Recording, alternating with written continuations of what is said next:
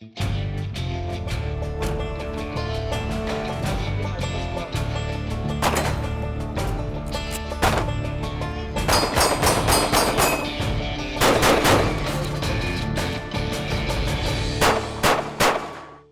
all spend a lot of time on the range, standing in one place and shooting.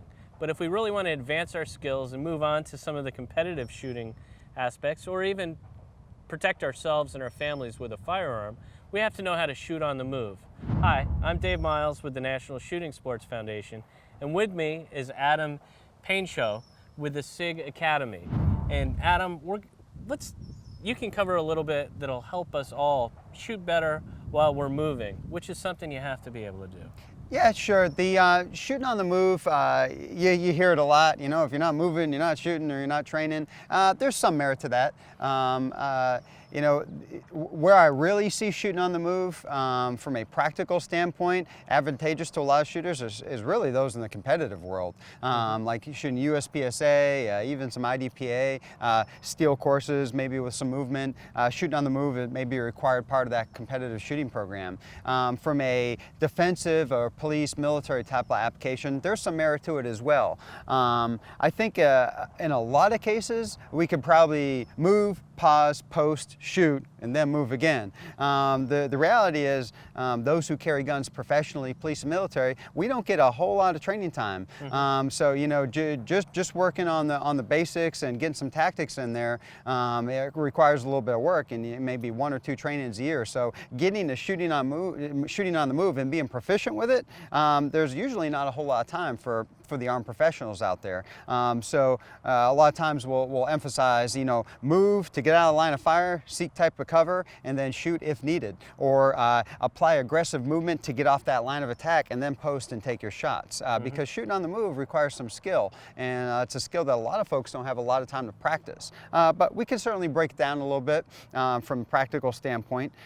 Just kind of like when we're talking about stance. We don't get real complicated with it or teach some type of crazy walk or anything like that. What we're basically telling folks to do is move, walk, run, whatever you're going to do, and you still need to stabilize the muzzle on the target and move the trigger without disturbing that muzzle too much. So really, when we're talking about movement, it's waist down. From my waist up, my body is like a turret on a tank perhaps. So I've got my gun locked onto the target, and my movement should really be from my base down, from my hips down. That's doing all the movement. I'm stepping up over things, I'm running, I'm walking, whatever it is I'm doing, and my upper body is staying locked on the target best I can to try to stabilize that muzzle. And that, it can be a little bit of a challenge. All right, so you need to be able to walk without flopping the gun around so much. If I just take a normal walk, if I were to just, you know, walk normal, my gun's probably going to bounce in my hand a little bit. So I'm going to have to change that up if I want to walk and shoot at the same time. But then I'll get back to the practicality of it. If we're going to train to walk and shoot, how practical is that in a defensive environment? Probably not that practical. You know, maybe running is probably going to be a lot more practical if I'm actually being shot at. All right. Now, competitively, there's certainly field courses where you need to move in between stages and shoot on the move. So there may be some practicality there. But for the practicality for a defensive shooter like a police officer or military, in a lot of cases, I think the movement can be done in advance and get yourself to safety and then shoot, because shooting's hard enough for a lot of folks, and shooting on the move is certainly more difficult, and now we risk missing the target, and now we risk with missing the target hitting people we don't want to hit, or hitting things we don't want to hit, and that's unacceptable. So in order for us to teach responsibility and accountability of every single shot you fire, when we teach shooting on the move, you really need it's a very small, narrow window of what is practical. It really is. Walk through the steps. I know that you've got to move and be stable. Is there something you do with your lower body to make yourself more stable? I'm trying to be as smooth as possible. You know, ideally, I want to look like I'm standing on a skateboard and somebody's pulling me across the parking lot. So basically, without getting too technical with it, I'm just going to kind of roll my feet on the ground. I'm going to kind of, instead of slapping my feet, which we don't walk like that anyway, I'm going to kind of roll my heels, so heel-toe movement across the ground. I'm going to kind of try to glide. So I'm trying to glide across the ground as smooth as possible. In a lot of cases, if you kind of lower your base a little bit, the knees kind of act as the shock absorbers, and that movement won't be as static or as stringent. You can kind of use those knees as shock absorbers and roll my feet across the ground as I move. That certainly helps whether you're going forward or back. If I'm moving backwards, I'm kind of doing a heel-toe type of movement, or I'm sorry, a toe-heel type of movement, as opposed to heel-toe type of movement. Okay. And you know, am I gonna move across this big open field shooting on the move? There's not a whole lot of practicality to that. Maybe in a competition I would, but from a defensive standpoint, my movement and shooting simultaneously is short-lived. If I gotta move such a distance, then I should holster up that thing and start moving like I mean it. And run fast. Exactly. But maybe a movement just to kind of get off a line of attack, or a quick movement to the side, something like that. I think that's more practical movement. And I'm trying to do that, and I'm trying to do it smooth. Trying to stabilize my upper body, keep it locked on, and then move my legs and my feet without disturbing that muzzle too much. We don't get too hung up on the details of specifically how to walk and all that stuff. It's not practical. What would you do to train that? What kind of things maybe do you do on the range? Sure, we started off real simple when we're teaching shooting on the move to get people ready for competitive shooting or things like that. We'll start with just some forward and back type of movement, and then some lateral movement.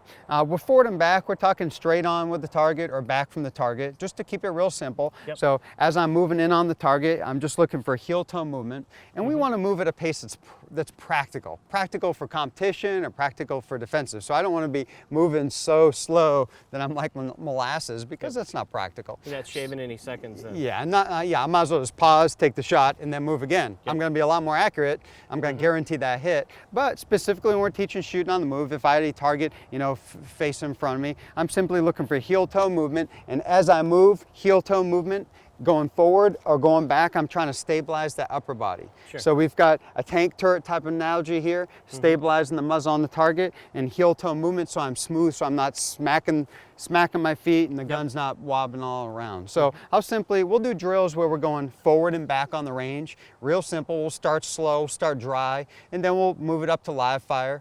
And then we'll do lateral movement. With lateral movement, we see this sometimes on the range or out at training courses. We see folks doing this. I'm not sure the practicality of that type of movement. If you need to move from here to here, why don't you just get there, move, and then take your shots? And if I need to move and shoot simultaneously, well, I don't walk like this normally, and I don't think anybody does or anything like that. So just get there. You know, if I need to move from here to there and shoot a couple shots, why not just move? Get the gun out and stabilize your base and move. So when we do drills with lateral shooting, going across the range, which is certainly more difficult, I'm still trying to keep my upper body and my torso locked onto the target. So if I'm moving from here towards you and I need to be shooting that way, I'm shooting this way and simply just moving. And my feet, my body is going to change based on how far away I get to the target. I'm going this way, it's the same thing. So I may be kind of stepping backwards or moving across the range, something like that.